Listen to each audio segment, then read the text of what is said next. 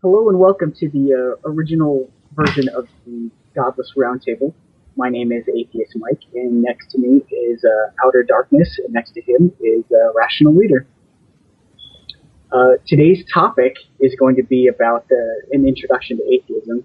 But first, before we get to that, I really wanted to talk about Rational Reader's a comment about astrology. And Okay.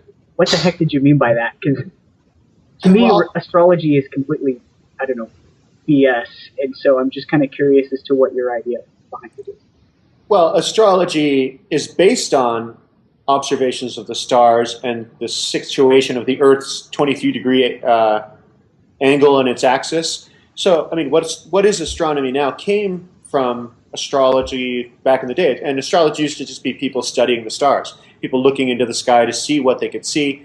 And then there's that whole superficial layer of the stars mean this, or they're omens for this, or they affect our lives in this way. I never believed in any of that stuff, but astrology really is the observation of the stars from ancient times. So, you know, Yeah. it became it is a precursor to science.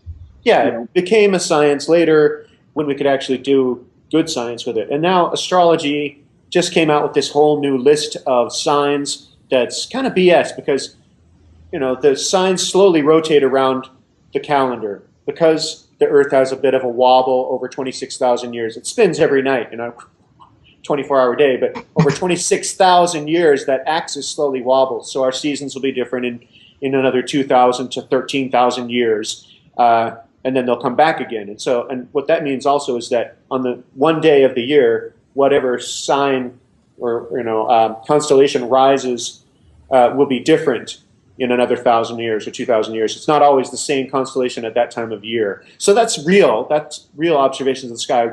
But astrology in the newspaper and in the culture of astrology doesn't even really stick with that very well. They're trying to snap to adjust to it a little more, but they should have been fading slowly over time to get there. So I was in a habit of reading astrology just to make myself feel a little better if I was down, if I went through a tough breakup and I wanted just some encouragement, you know, like, you are happy today. Well, fuck, I have to be happy now because it said so. I mean, goodness gracious, I have to be happy now. We could beat that, right? No. I was with you this whole time on this, but I just looked at horoscope.com and it said, beware strange white men disparaging astrology. How can I? That's we're told. Today's, outlook for you. Well, good thing I'm strange because I fit better, you know. Did you ever read other, I guess, astrological things like in the newspaper? Like, other people's signs, if you're a Pisces, if you're a Pisces and you read like, Sagittarius, you could probably assume that it could mean just as much about you for a Sagittarius as it does for you as a. Oh, for sure. And I know it's common sense rationality to realize that every astrological claim is general enough that it can apply to anybody who thinks they're this or that, even if they've got their birth date wrong or if the stars really weren't there on that day. It doesn't really matter. It's a pseudoscience. I've just been trying to get out of the habit of using it as one of my entertainment mechanisms to make myself feel like in a better mood or whatever. I used to just read real astrology in the local newspapers all the time. And so you could get the same effect from reading like a self-help book or something. Yeah, something a little bit more grounded in reality that would just change my mood because you really are improving your mood by taking a positive action. So that's a real thing, but it doesn't have to come from a dogmatic BS pseudoscience source like astrology or, unprovable religious claims, etc. It's just one more of those that I need to clear out of my life. If you need something entertaining and uplifting, that's why the internet has porn. Moving on. Oh. You'll have to show me how to do that. No, don't show me. Honestly, my horoscope today actually says you might want to get involved in a new group project. Oh my gosh. Oh, that's nice. Yeah. Quite. What does my horoscope say? Move to the next topic.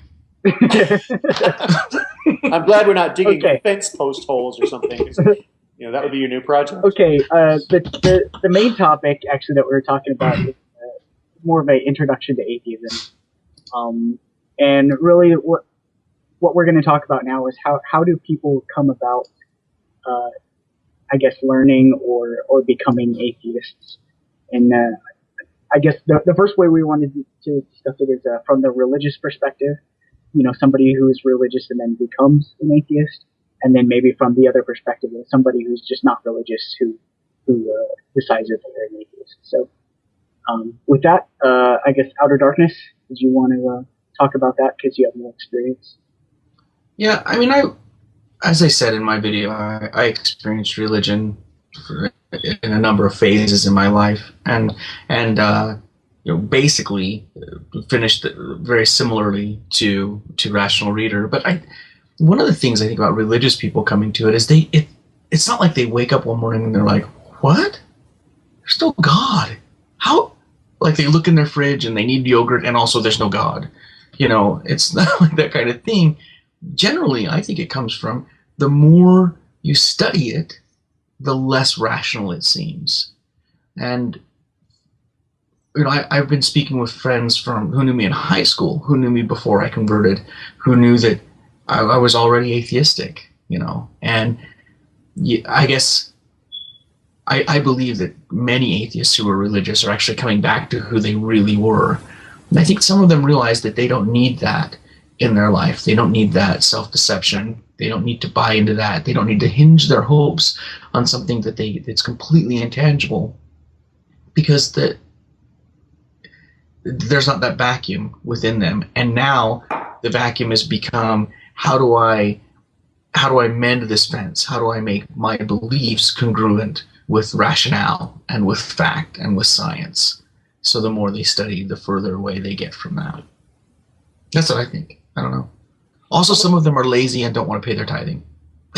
It's almost like dominoes, like one subject leads to the next, leads to the next. And the other thing is, if you saw that report that everyone's talking about from last year that showed the different religious people, faith groups or faithless groups in some circumstances. The test? Yeah, and it showed that Jews and Mormons know probably the most about religion, and then atheists know even more about religion. And then down at the bottom, you got evangelical Christians know very little about it. And so it's almost like the more informed you get, the more Jewish, Mormon, and then atheistic you become. So Jews and Mormons are basically halfway to atheists anyway. So if you really look at it that way. But lots of people disagree with that, I'm sure. But. A little off topic, but, you guys were obviously fairly religious at some point. How did you view other religions that were not your own? Like, what did you think about them?